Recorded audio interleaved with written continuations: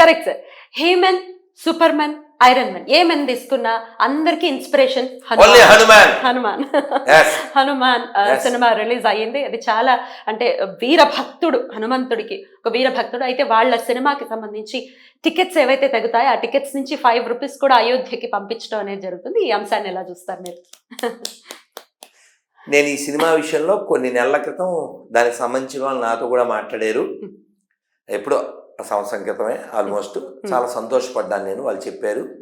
నేను రీసెంట్ వీడియోస్లో నేను చాలా ఆనందపడిన విషయం చెప్తున్నాను. మెగాస్టార్ చిరంజీవి ఆయన చాలా పాజిటివ్గా దాని ప్రమోషన్లో మాట్లాడారు. So really I appreciate Chiranjeevi in that aspect. ఎందుకంటే మా ఇంట్లో వాళ్ళు దేవుని నమ్మేవారు కాదు. మా నాన్నగారు కమ్యూనిస్టు. ఎప్పుడు నా సంవత్సరానికి ఒకసారి తిరుమల వెళ్ళేవాళ్ళం. కానీ నేను స్కూల్ చదివేటప్పుడు రాత్రి 7-8 ట్యూషన్ నుంచి వచ్చేటప్పుడు పొన్నూరులో హనుమంతుడి ఆలయం ముందు నుంచి వచ్చేవాడిని. అలా నాకు హనుమంతుడు పట్టాడు. ఒక్క మాట నాకు బాగా అట్రాక్ట్ అయ్యాను. చిరంజీవి చెప్పింది, మిమ్మల్ని మీరు హనుమంతుడికి ఇచ్చేసుకోండి, నేను అలా ఇచ్చేసుకుని ఈ పొజిషన్కి వచ్చాను అన్నాడు. అమేజింగ్. నేను ఫిదా అయిపోయాను. I salute. అది కాబట్టి హనుమంతుడి విషయం, ఎందుకంటే మేము మధ్యాహ్నం కూడా మాట్లాడుకున్నాం. హనుమంతుడు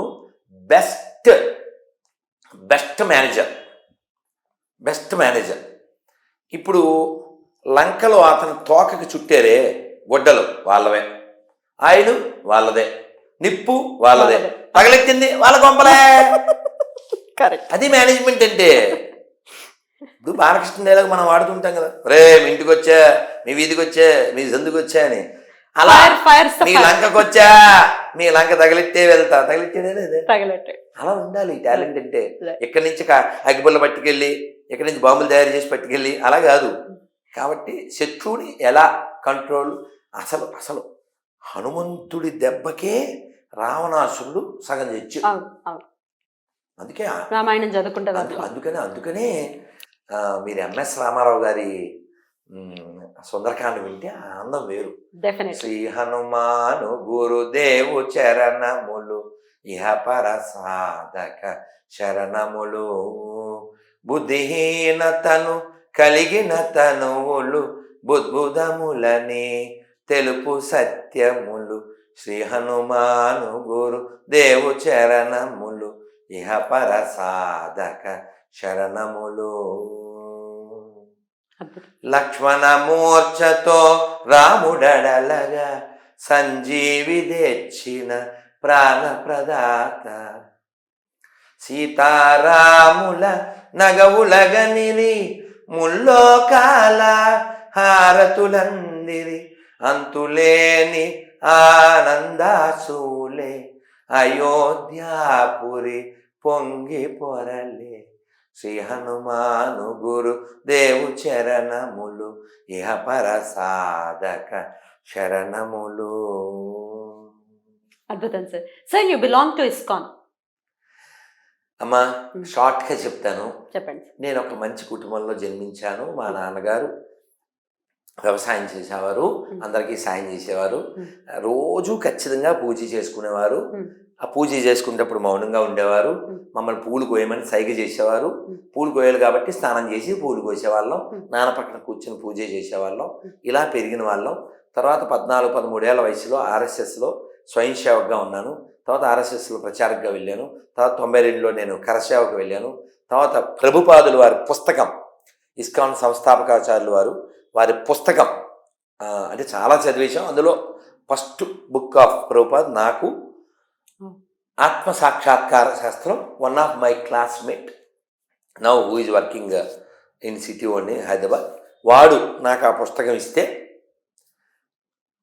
ఆ పుస్తకం నేను చదివి నా మస్తకం మారి, ఓ జీవితం ఏదో అలా గడిపేయకూడదు, భక్తి పొందాలి, కృష్ణ చైతన్యాన్ని పొందడమే మానవ జీవితానికి లక్ష్యం. నిత్యసిద్ధ కృష్ణ ప్రేమ సాధ్య కబూనాయ్, శ్రవణాది శుద్ధ చిత్త కరయోదయ్, the government love of God head is there in every one's heart. దానికోసమే మనం జీవించాలి అనేటువంటి జ్ఞానం కలిగి ఈ భక్తి మార్గంలోకి, ఇస్కాన్లోకి నేను 97లో జాయిన్ అయ్యి 2004 వరకు ఇస్కాన్ తిరుపతిలోనే ఉండి, తర్వాత నా ఇచ్చ చేత నేను బయటకు వచ్చి నేను తీర్థయాత్ర చేస్తూ ఇప్పుడు ఇలాగా గొర్రెల మీద దండయాత్ర చేస్తూ ఇలా స్వతంత్రంగా ఉండనిస్తుందా ఇస్కాన్? ఇస్కాన్ అలా చాలా లేదండి. ఆంక్షలు. మీకేం చెప్పాడు ఉమ్, కృష్ణుడు? ఏం చెప్పాడు? ఉమ్, యథేచ్ఛసి yeah, తథాకు. obvious. కాబట్టి అవును. నేను ఆ సాంప్రదాయాన్ని పాటిస్తాను. Right. I'm not in ISKCON.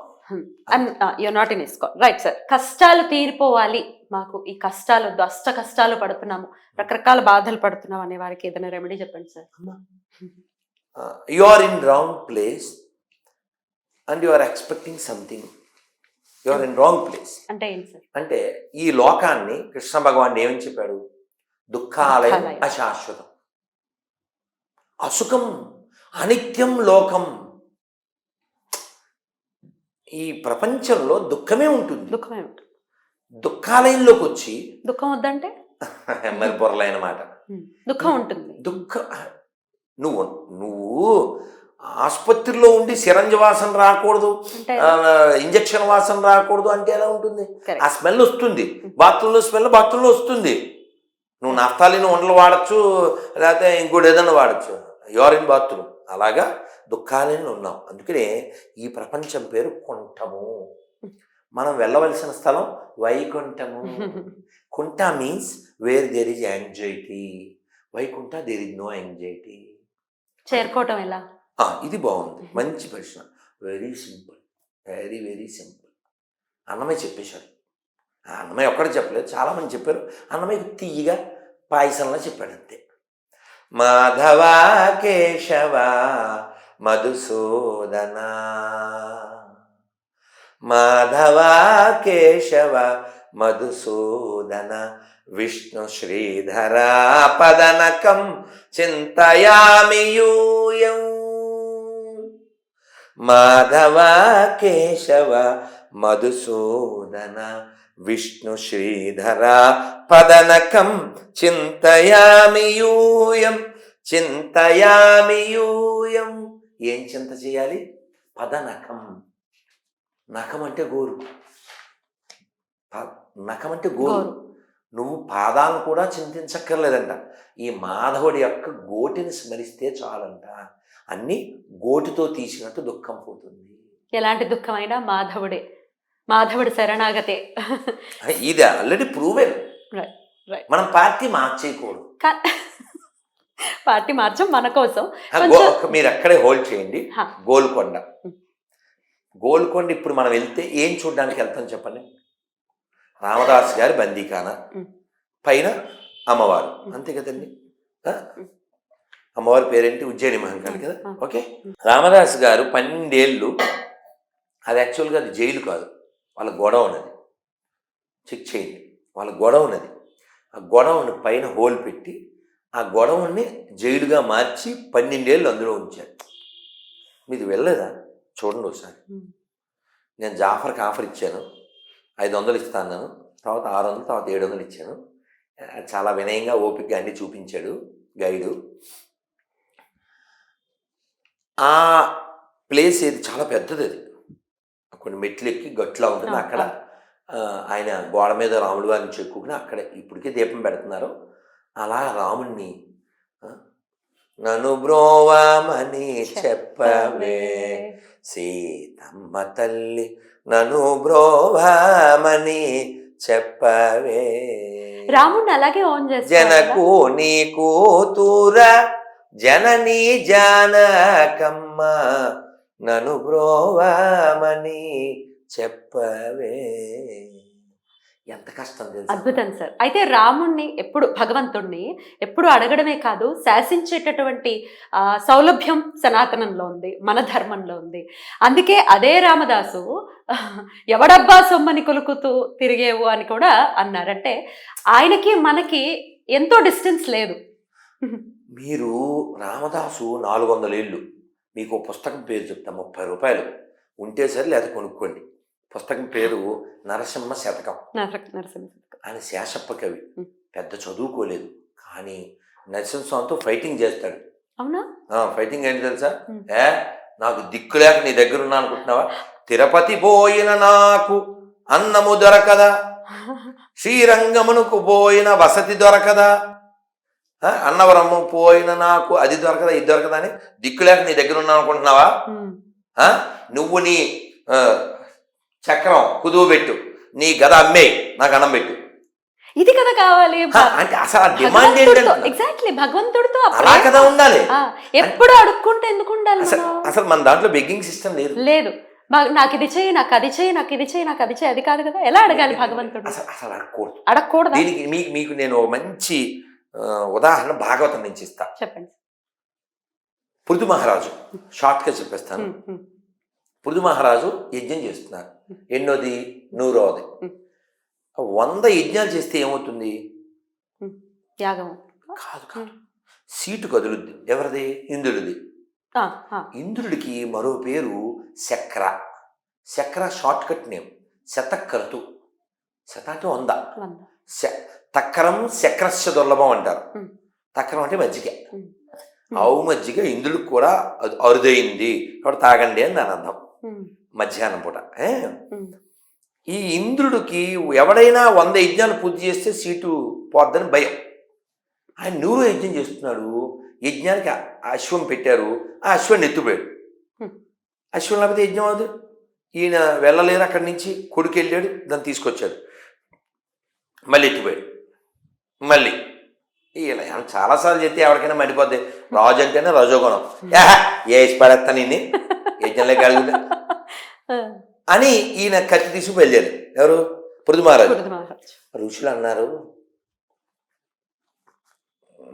స్వామి రాజా, ఇప్పుడు ఈ యజ్ఞం మీరు ఎందుకు చేస్తున్నారు? ఎందుకంటే 99 అని రౌండ్ ఫిగర్ వద్దని చేస్తున్నాను అన్నాడు. ఎలాంటి కామ్యం లేదు. వాళ్ళు అడిగారు, అంటే సీట్ కోసం కాదా? అదే అన్నాడు. అనవసరంగా భుజాలు నడు వేసుకున్నాడు ఆయన. అతను ఇంద్రుడు. అందుకని వీళ్ళు అన్నారు, అక్కడ ఏదో రాసి పెట్టారు. సాతూరు గోపాలకృష్ణమాచార్యులు వారు బాగా చెప్తారు. వాళ్ళు ఏమో రూల్ రాసి పెట్టారు, ఎవడు 100 అయితే వాడిని సీట్లు కూర్చోబెడతారు. అతను కంగారు పడుతున్నాడు, అందుకని మీరు ఆపేయచ్చు కదండి అని. అలానా? ఇప్పుడు మానేద్దాంలే అన్నాడు. యజ్ఞం సగంలో ఆపేశారు. ఏమంటే ఎప్పుడైనా పూర్తయిన యజ్ఞంలోంచి కదా భగవంతుడు సంతోషపడేది. కానీ ఆ యజ్ఞకుండంలోంచి యజ్ఞపురుషుడు భగవంతుడు వచ్చాడు. విష్ణువు కదా. యజ్ఞో వై విష్ణువు కదా. అసలు పూర్తి అవని పూర్ణాహుతి కాని యజ్ఞంలోంచి భగవంతుడు విష్ణువు వచ్చి I'm very much pleased with you అన్నాడు. అదేది సగం యజ్ఞం చేస్తే ప్లీజ్ అవుతాడు ఎవరన్నా? ఎందుకు స్వామి అని అడిగారు. ఒక్క మాట పెద్దోళ్ళు చెప్తే విన్నావు కదా, అందుకు ఆనందపడు. మీరు గమనించాలి, రామాయణం చదివినా భాగవతం చదివినా పెద్దలు ఇలా చెప్పాను అంటారంటే, రాముడు కానీ కృష్ణుడు కానీ ఐ థింక్ ఇలాంటి మాటలు మాట్లాడరు. పెద్దోళ్ళకి అంత రెస్పెక్ట్ ఇస్తారు. నువ్వు పెద్దల మాట విన్నావు కదా, అందుకని నేను చాలా ప్లీజ్ అయ్యాను, ఏమన్నా అడుగు అన్నాడు. అంటే ఈయన అన్నాడు, నువ్వు మోసగాడు అని తెలుసు, ఇప్పుడు ప్రూవ్ అయింది అన్నాడు. అదేంటయ్యా, సగం యజ్ఞంలోంచి వచ్చి నీకు వరం ఇస్తా అంటే నా మీదే కామెంట్లు, నువ్వు కామెడీలు చేస్తున్నావు నువ్వు అంటే, అప్పుడు ఈయన అన్నారు, రైలు ఎక్కడం అంటే అర్థం ఏంటమ్మా? రైల్లో మనం ఎక్కడం, మన మీద రైలు ఎక్కడం కాదు కదా. వీళ్ళు రైలు వాళ్ళ మీద ఎక్కాలనుకుంటే మనం ఏం చేయలేం. నువ్వు తొందరగా అంటే మీకు మంచి ఉదాహరణ ఇచ్చేసి